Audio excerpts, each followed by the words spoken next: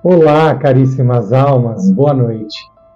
Sejam bem-vindos ao canal A História Mais Assombrada. Hoje eu vou contar relatos de pessoas que foram atendidas pelo Padre Honório. Só lembrando vocês, as histórias que são contadas nesse canal podem ser verdade ou apenas fruto da minha imaginação. Então, se você gosta desse tipo de conteúdo, por favor, se inscreva no canal, deixe seu like, já deixa o seu like agora, porque senão depois você acaba esquecendo. Compartilhe esse vídeo e deixe também nos comentários o seu feedback, se você está gostando ou não. Algumas pessoas me disseram que queriam que as histórias fossem mais assombradas. Então as histórias de hoje, vocês vão ver que vão deixar vocês de cabelos em pé. Então aproveitem as histórias de hoje, sentem aí e aproveitem. O relato de hoje, o primeiro relato de hoje, é o menino da garganta fechada.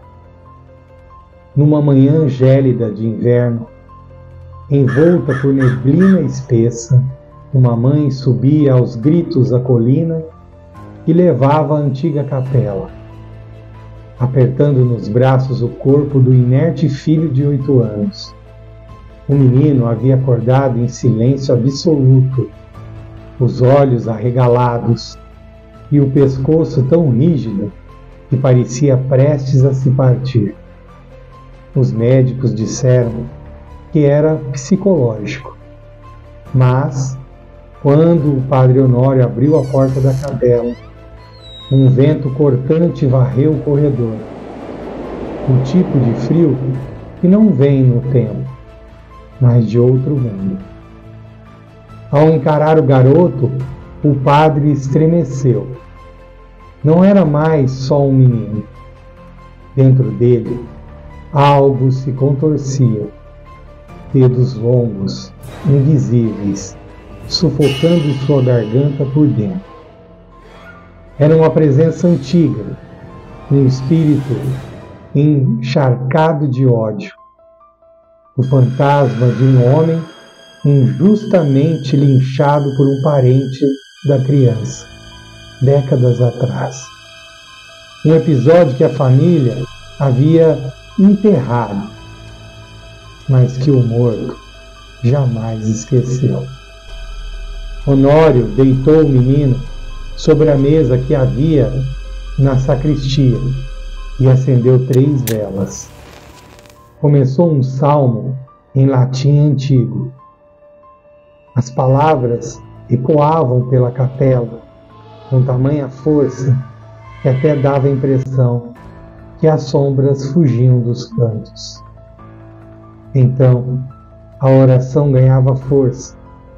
A boca do garoto se abriu num grito silencioso e uma fumaça negra, viscosa, começou a sair dele, como se algo vivo estivesse sendo arrancado à força.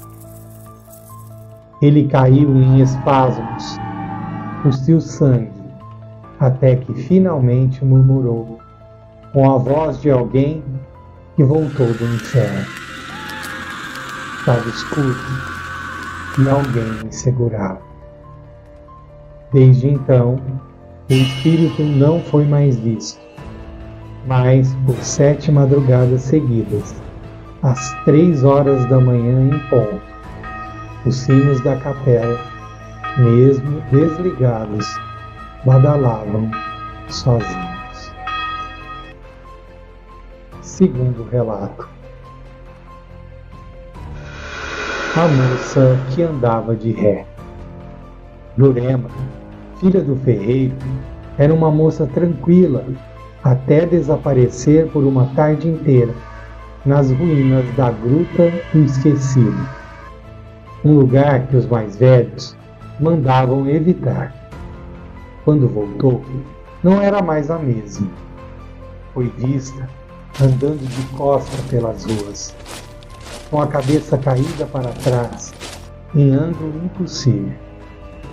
Os olhos arregalados sem piscar e a pele úmida, como se tivesse saído debaixo da terra.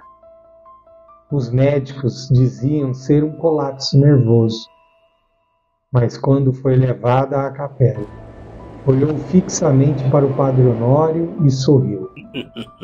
Um sorriso largo demais, com dentes afiados como linhas. O padre empalideceu.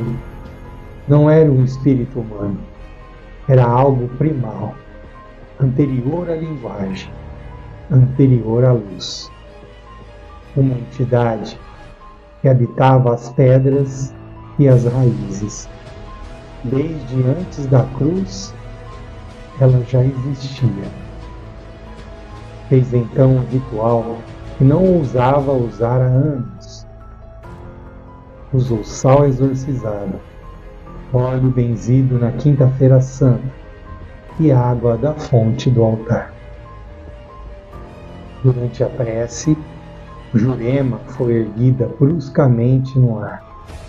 Depois, atirada ao chão com violência, e começou a se arrastar em círculos, murmurando uma língua impossível, com a língua que parecia de uma cobra e olhos virados.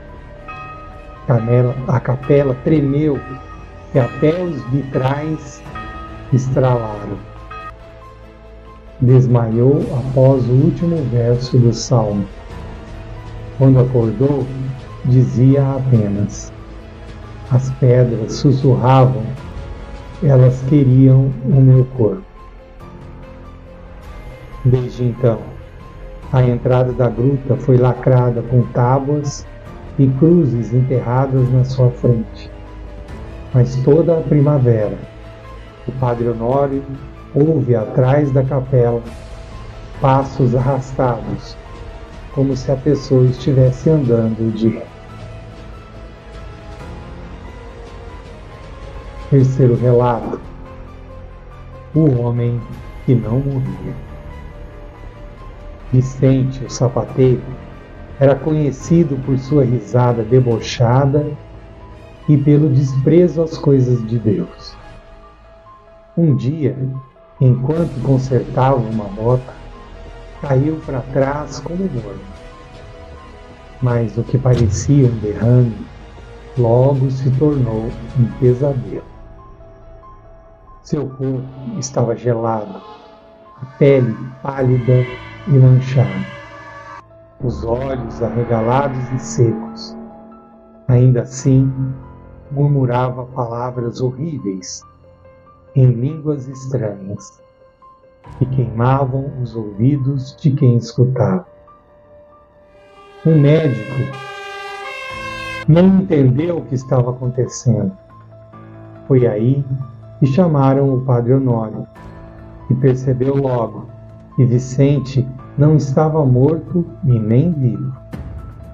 Ele havia sido aprisionado em seu próprio corpo por um espírito de um rapaz que viera a falecer de desgosto por causa das humilhações que sofrera por ele há décadas antes. Foi enterrado sem bênção, sem caixão, em terreno amaldiçoado por ordem do próprio sapateiro. Ao entrar no quarto, Honório ouviu zumbidos que vinham de dentro da parede. Tocou a testa de Vicente com um crucifixo e teve uma visão. Um homem de olhos costurados, enterrado de cabeça para baixo, agarrando Vicente pelos pés dentro de um túnel de carne. Naquela noite, o padre se ajoelhou ao lado do leito, com um terço de prata nas mãos, e às 4 horas da manhã, as janelas se trincaram, as velas saem uma fumaça negra, e Vicente chorou sangue pela primeira vez. Uma vela se partiu sozinho, e no mesmo instante ele morreu. Mas quando foram prepará-lo para o enterro, ficaram estarrecidos, pois ele não refletia no espelho, e sua língua havia sumido. Essa foi mais uma história assombrada, contando os relatos das pessoas que foram atendidas pelo Padre Honório. E aí, o que você acha? Essas histórias são verdadeiras ou fruto da minha imaginação? Deixa aí nos comentários. Semana que vem, vamos começar uma nova história. E conto com a presença de todos vocês.